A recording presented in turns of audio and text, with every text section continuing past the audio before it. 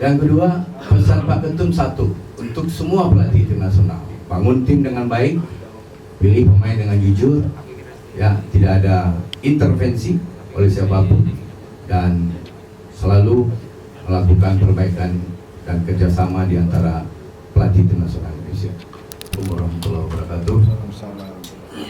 Pertama, sebagai tuan rumah, selamat datang, welcome Filipina, Kamboja, dan saudara kandung kita Timor Leste.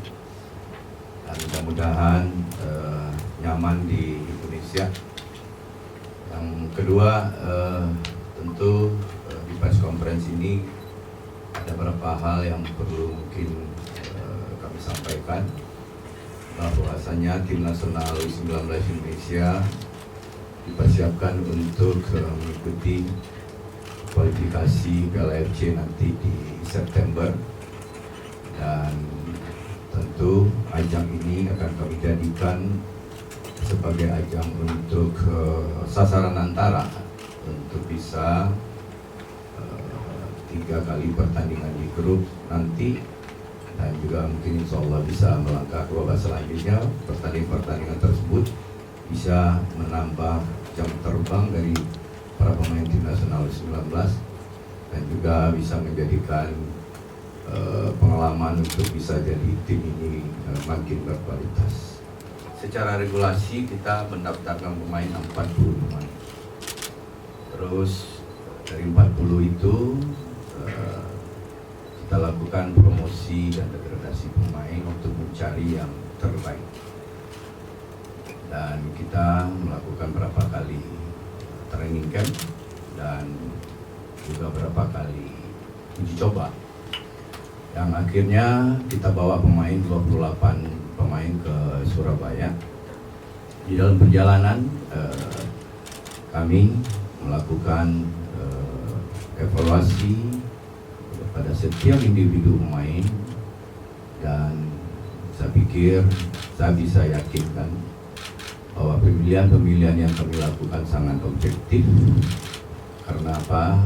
Karena tidak hanya pengamatan yang ada secara visual di lapangan, tetapi mulai sekecil apapun kita lakukan, ada pelibatan orang-orang yang ahli di bidangnya.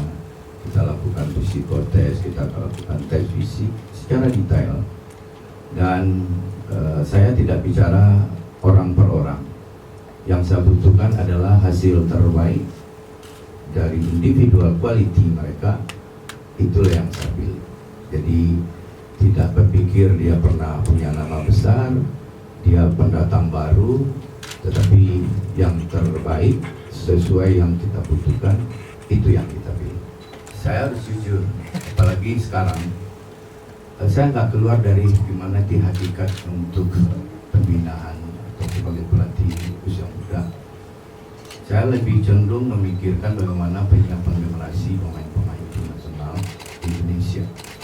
Event per event itu wadah untuk mereka menjadi lebih baik. Apalagi sekarang dilihat Piala Dunia U17 jadi tiap tahun. Berarti setiap tahun akan berganti generasi pemain di seluruh dunia dan di seluruh Asia, dan khususnya di Asia Tenggara. Oleh sebab itu saya nggak tahu persis ya tim Filipina yang sekarang, apalagi tim nasional U16 yang dilakoni Coach Nova kemarin, apakah besok pemainnya kan pasti enggak, akan berubah terus. Intinya untuk kita, saya pribadi, bagaimana pemain-pemain yang kita siapkan ini, turnamen AFF ini kita jadikan sebagai event pematangan tim untuk menuju kualifikasi AFC. Tentu setiap negara akan menyiapkan timnya secara baik. Memang filosofi pembinaan usia muda, juara bukan jadi hal yang utama. Tetapi kalau sudah berhadapan negara antar negara, filosofi itu tetap saya pahami, tapi gengsi negara itu juga harus dipertahankan. Tidak hanya turnamen ini akan berpromosi degradasi. Dari pemain tim nasional yang ada sekarang 23 pemain, jangan dipikir 23 itu akan jadi pemain timnas senior. Pasti akan ada yang lanjut, ada yang tidak. Ya, jadi saya bisa pastikan pemain-pemain yang belum masuk di U23 sekarang bisa-bisa jadi nanti yang U23 pemain yang sekarang ikut di AFF nggak saya panggil di kualifikasi AFC. Bisa saja terjadi.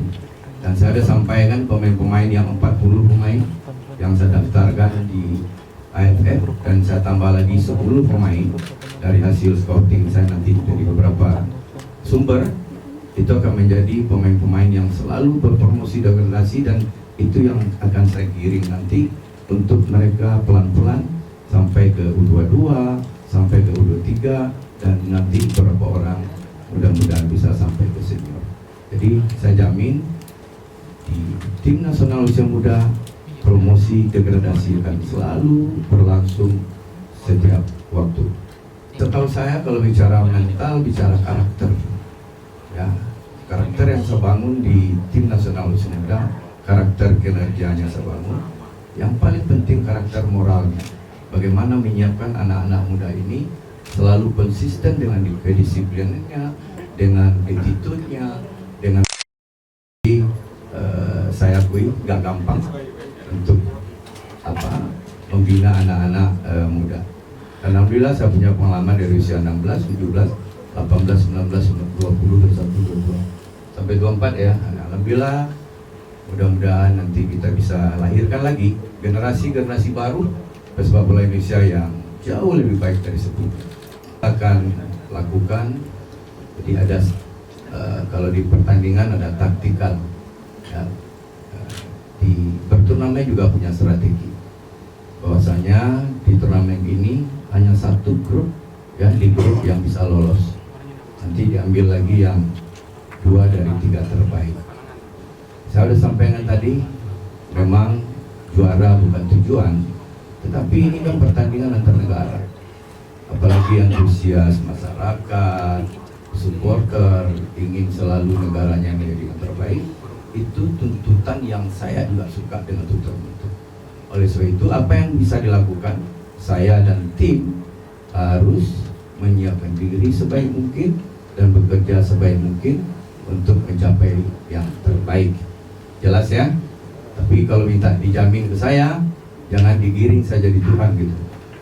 Yang kedua, pesan Pak Ketum satu, untuk semua pelatih tim nasional, bangun tim dengan baik, pilih pemain dengan jujur, ya, tidak ada intervensi oleh siapapun, dan selalu melakukan perbaikan dan kerjasama di antara pelatih tim nasional Indonesia.